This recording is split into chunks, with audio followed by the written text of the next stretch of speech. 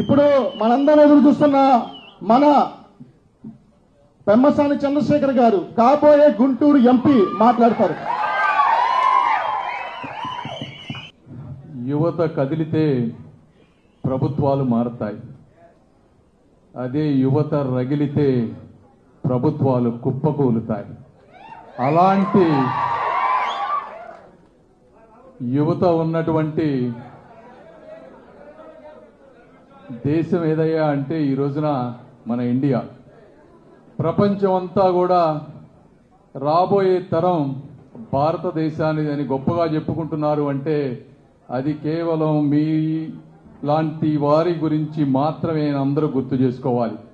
అయితే యువతని మనం ఒక సరి అయిన మార్గంలో ముందుకు తీసుకువెళ్ళినప్పుడు మాత్రమే ప్రపంచం అంతా కూడా ఏదైతే ఈరోజు అనుకుంటుందో ఆ కళ నిజం అవుతుంది. అంటే ఎందుకు చెప్తున్నాను అంటే ఈరోజు ఒక తల్లిదండ్రులు లక్షల రూపాయలు ఖర్చు పెట్టి ఆస్తులు అమ్మి పిల్లల్ని ఒక మంచి ఉద్యోగంలో కానీ ఒక సమాజంలో ఉన్నతమైనటువంటి వ్యక్తులుగా కానీ చూడాలనుకుంటా ఉంటారు. అయితే ఇప్పుడున్న పరిస్థితుల్లో మన ఆంధ్ర రాష్ట్రంలో చూస్తే దాదాపుగా 1,00,000 మంది ఇంజనీరింగ్ చదివి బయటకు వస్తూ ఉన్నారు. అమెరికాలో చూస్తే నిరుద్యోగం పెరుగుతూ ఉంది, ఆర్టిఫిషియల్ ఇంటెలిజెన్స్ వస్తూ ఉంది. అదేవిధంగా ఇండియాలో కూడా నిరుద్యోగం పెరిగేటువంటి పరిస్థితి.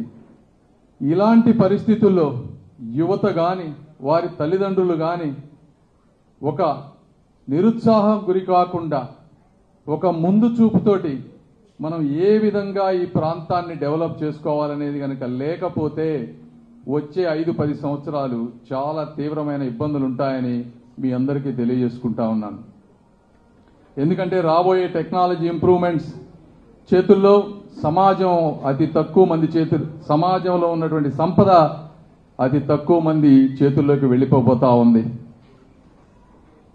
చదువుకున్న వాళ్ళు ఏమీ చేయలేని ప్రశ్నించలేనటువంటి పరిస్థితులు రాబోతున్నాయి.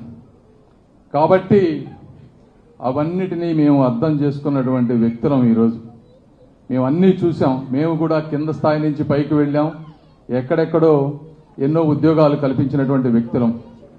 నేను మీ అందరికీ చెప్పేది ఏంటి అంటే నేను కానీ లోకేష్ గారు కానీ తెలుగుదేశం పార్టీ కానీ ఈ సమాజానికి నెక్స్ట్ 10-20 సంవత్సరాలు ఏదైతే అవసరమో అవన్నిటినీ కూడా ఆలోచించి డిఫరెంట్ ప్రణాళికలతో ముందుకు వెళ్ళబోతా ఉన్నాం అని చెప్తా ఉన్నాను. మనం ఎందుకంటే ఒక ఐటీఏ కాదు, ముందు ఇక్కడ అగ్రికల్చర్గా ఫుడ్గా కానీ యూనివర్సిటీలుగా కానీ ఎన్నో మనం డెవలప్ చేయొచ్చు.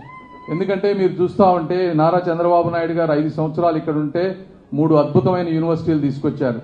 మీరు అమెరికా లాంటి ప్లేసుల్లో ఒక యూనివర్సిటీ ఉంటే దాని చుట్టూ ఒక మహానగరాలు ఏర్పడతాయి. మరి అలాంటివి 3 తీసుకొచ్చారు. మీకు అర్థం కానిది ఏంటంటే ఇంకా 30-40 ఉన్నాయి.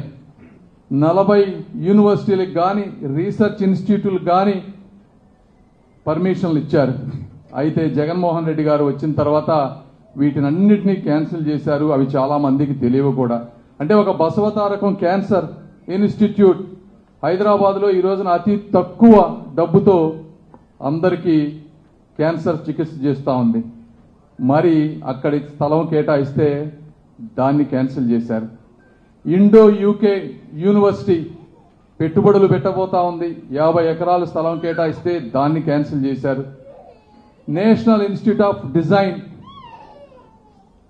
అంటే ఓన్లీ ఐటీ కాకుండా డిజైన్ రంగంలో కూడా భారతదేశం మన విద్యార్థులు ముందు ఉండాలని నారా చంద్రబాబు నాయుడు గారు ఆలోచించి ఫ్యాషన్ టెక్నాలజీ అటువంటివి ముందుకు తీసుకెళ్తే దాన్ని కూడా క్యాన్సిల్ చేశారు. నేను అడుగుతా ఉన్నాను జగన్మోహన్ రెడ్డి గారిని, ఏమయ్యా నువ్వు దీనివల్ల ఏమి సాధించావు, వీటన్నిటినీ క్యాన్సిల్ చేశాను అడుగుతా ఉన్నా.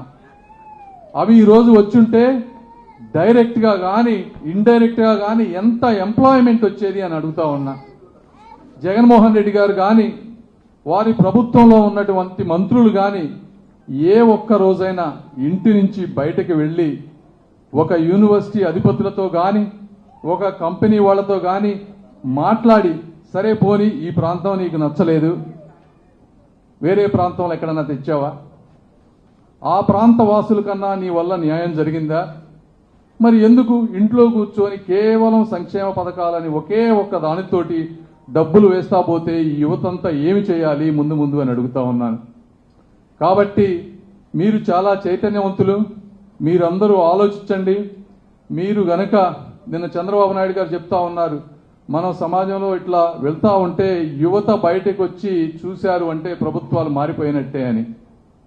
అది ఈ రోజు నాకు కనిపిస్తా ఉంది. చిన్న పిల్లల దగ్గర నుంచి ప్రతి ఒక్కళ్ళు కూడా చైతన్యవంతులై ఉన్నారు.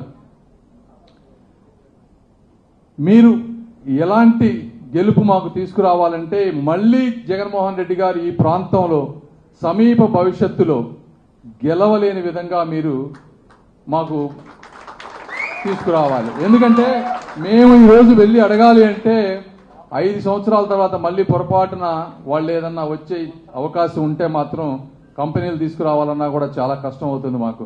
ఇన్వెస్ట్మెంట్ పెట్టేవాళ్ళు ఈరోజు వరల్డ్ అనేది చాలా కాంపిటేటివ్ వరల్డ్.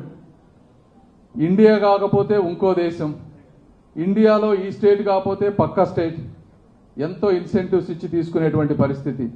మనం వెళ్ళి 1కి 10 సార్లు అడిగితే తప్పించి ఎవరు వచ్చి ఇక్కడ పెట్టుబడులు పెట్టరు.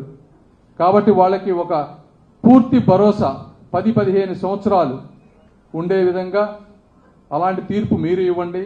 మేము గవర్నమెంట్ పాలసీస్లో కూడా వాళ్ళు వచ్చేయటానికి వాళ్ళకి 10-15 సంవత్సరాలు లీజులు కాకుండా 30-40 సంవత్సరాల లీజులు పకడ్బందీగా ప్రణాళికతో వాళ్ళకి ఎటువంటి ఇబ్బందులు లేకుండా మేము మా ప్రయత్నం చేసి మంచి మంచి యూనివర్సిటీలు కానీ ఇండస్ట్రీస్ కానీ తీసుకొచ్చేటువంటి ప్లాన్ మేము చేస్తామని మీ అందరికీ తెలియజేసుకుంటా ఉన్నాను. ఎందుకంటే నేను కూడా ఒక మనిషి, ఒక పేద కుటుంబం బయటికి రావాలి అంటే కేవలం చదువు, వాళ్ళ కాళ్ళ మీద వాళ్ళు నిలబడ్డప్పుడు మాత్రమే ఆ కుటుంబం పేదరికం నుంచి బయటపడుతుంది. అప్పులు తీసుకొచ్చి మనం ఎన్నో రోజులు ఏమీ చేయలేం. కాబట్టి అటువంటి దూరదృష్టి ఉన్నటువంటి ప్రభుత్వం తెలుగుదేశం పార్టీ, అదేవిధంగా నేను కానీ ఇక్కడ ఉన్నటువంటి అందరూ ఎమ్మెల్యేలు కానీ మీ అందరి కోసం పూర్తిగా సహాయ సహకారాలు అందిస్తామని, దీనికి మీ నుంచి నాకు కూడా కొన్ని సహాయాలు కావాలి. ఎందుకంటే యువతలో చాలా ఫ్రెష్ ఐడియాస్ ఉంటాయి మీ అందరికీ.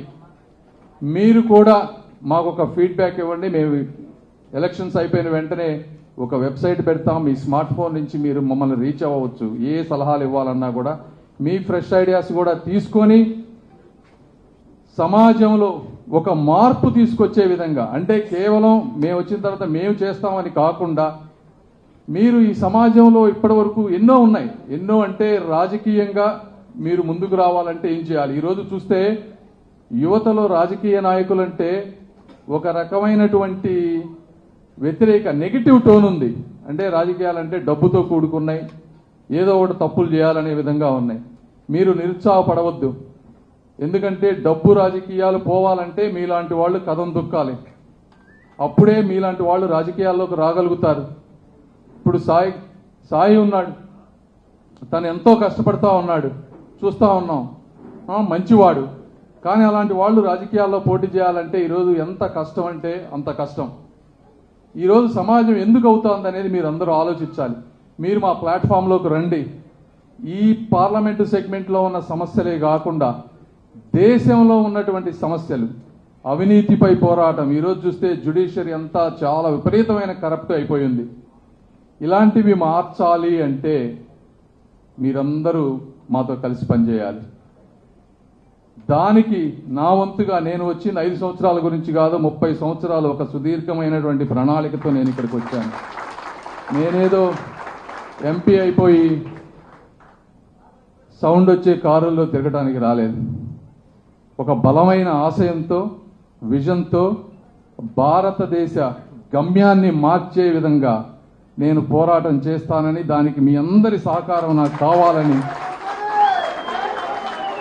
కోరుకుంటూ ఈ సమావేశానికి వచ్చినటువంటి పెద్దలందరికీ, మాకు సహకరిస్తున్నటువంటి నాని గారికి, అదేవిధంగా కొత్తగా నాతో పాటు రాజకీయాల్లోకి వచ్చినటువంటి మాధవి గారికి, ప్రతి ఒక్కళ్ళకి అందరికీ మీ సంపూర్ణ సహకారాలు ఉండాలని కృతజ్ఞతలు తెలుపుకుంటూ ఈ అవకాశం ఇచ్చిన అందరికీ థ్యాంక్ యూ.